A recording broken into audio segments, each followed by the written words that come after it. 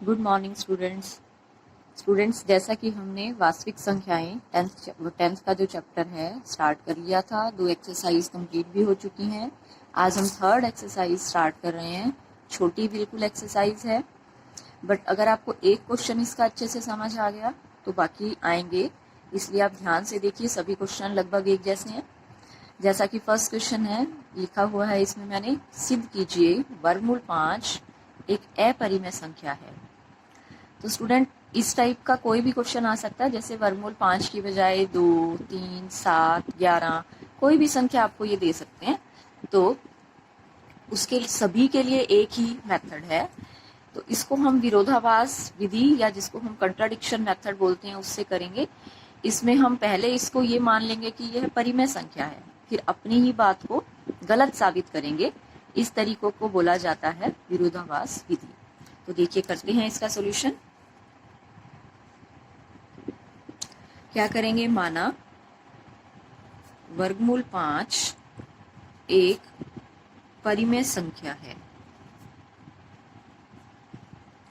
तो अगर ये परिमेय संख्या है तो देखिए परिमेय संख्या की परिभाषा के हिसाब से क्या होती हैं परिमेय संख्याएं, जो p/q के टाइप की होती हैं। q 0 के बराबर नहीं होता है और p और q दोनों क्या होती हैं, सह अभाज्य, मीन्स एक दूसरे से विभाजित नहीं होती। और हम एक चीज इसमें और एक्स्ट्रा लेकर चलेंगे कि p व q में कोई एक के अतिरिक्त कोई उभयनिष्ठ गुणनखंड नहीं है। तो स्टूडेंट इसी ही बात को हम अपनी गलत साबित करेंगे। जो अब हम ये लिख रहे हैं कि p और q में एक के अतिरिक्त कोई उभयनिष्ठ गुणनखंड नहीं है, तो हम कोई उभयनिष्ठ गुणनखंड दिखा देंगे। तो देखिए इसी को ही हम सॉल्व करेंगे। क्रॉस मल्टीप्लाई कर देते हैं या आर पार गुणा। वर्गमूल 5q बराबर है p। इसी का स्क्वायरिंग या वर्ग करने पर क्या होगा, वर्गमूल 5q² इक्वल टू p²। तो ये आ जाएगा वर्गमूल 5 का square 5q² equal to p²।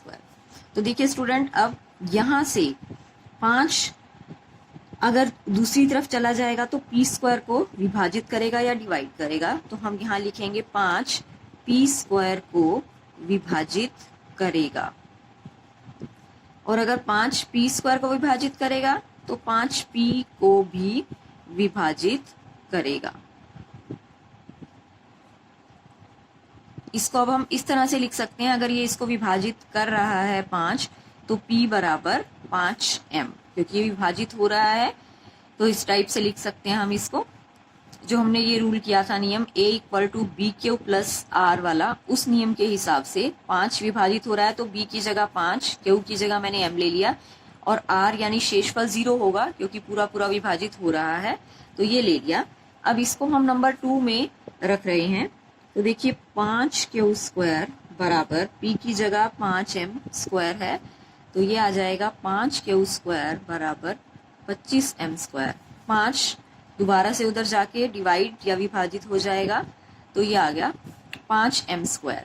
तो देखिए फिर से अगर हम 5 नीचे लेके आते हैं तो ये डिवाइड हो जाएगा, मीन्स 5q² को विभाजित कर रहा है। अब की बार पहले p² को कर रहा था, अब की बार q² को कर रहा है।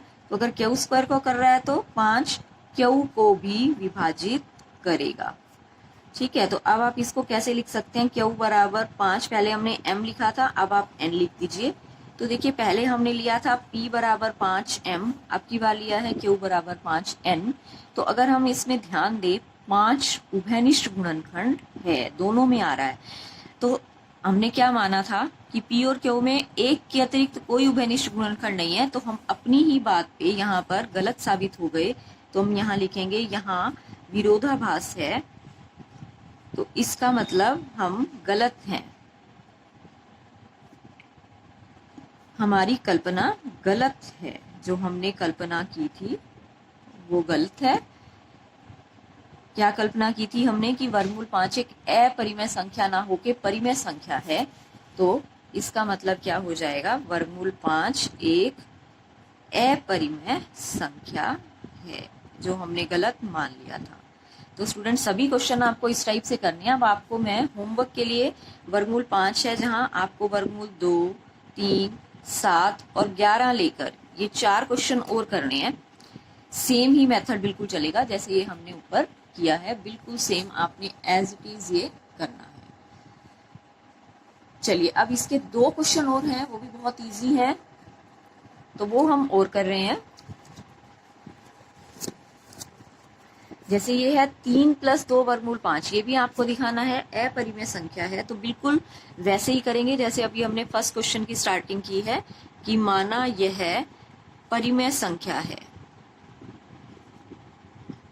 ये आपको सिद्ध करना है अपरिमेय है।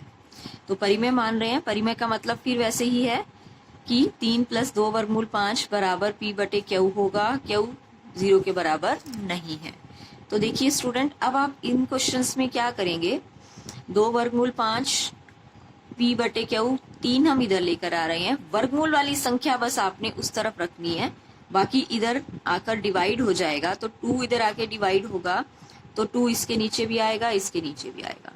अब जो बटे वाली संख्या है वो संख्या होती है परिमेय, और ये अभी अभी आपने सिद्ध किया है ये है अपरिमेय। मतलब कि हमारी कल्पना फिर से गलत हो गई, एक साइड तो आ रही है परिमेय, एक साइड आ रही है अपरिमेय। ठीक है, तो वर्गमूल 5 अपरिमेय है, यानी कि जो हम फिर से शुरू में लेकर चल रहे थे वो कल्पना गलत हो गई। लेफ्ट हैंड साइड यहाँ पर है अपरिमेय और राइट हैंड साइड है परिमेय। तो ऐसा नहीं हो सकता, दोनों बराबर हो ही नहीं सकती। अगर एक परिमेय है एक अपरिमेय है तो आप क्या लिखेंगे कि हमारी कल्पना फिर से गलत है, यानी जो हम लेकर चल रहे हैं 3 + 2 वर्गमूल 5, ये क्या होगा, अपरिमेय संख्या है। तो इस टाइप से स्टूडेंट आपने करना है। बाकी के जो थर्ड क्वेश्चन है वो 3 पार्ट है, ये भी बिल्कुल एज इट इज है जैसा हमने सेकंड क्वेश्चन किया है। जैसे 1 / वर्गमूल 2 आपको अपरिमेय सिद्ध करना है, पहले आप परिमेय मान लीजिए कि माना यह परिमेय है, तो ये अगर परिमेय है P/Q टाइप का होगा, Q ≠ 0 होगा। अब आर पार गुणा कर देते हैं इसको एक बार, तो ये हो जाएगा वर्गमूल 2P बराबर है Q। अब आप वर्गमूल वाली संख्या एक साइड रख लीजिए, बाकी एक साइड ले जाइए। अब फिर से हम देखते हैं, ये तो अपरिमेय है और ये परिमेय है, तो ये दोनों बराबर नहीं हो सकते, यानी हमारी कल्पना गलत है।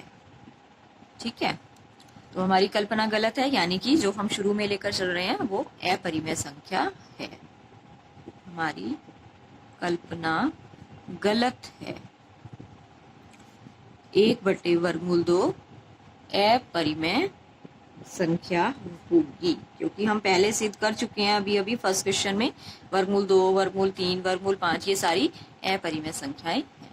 तो स्टूडेंट ये थी हमारी आज की एक्सरसाइज, बहुत ही छोटी है, सभी क्वेश्चन एक जैसे हैं, तो आप इनको कीजिएगा। और एक चीज और है कि इस बार 10th का जो बोर्ड एग्जाम है उसमें इस एक्सरसाइज का क्वेश्चन आया था, तो इसलिए आप बिल्कुल ध्यान से कीजिएगा। Thank you so much.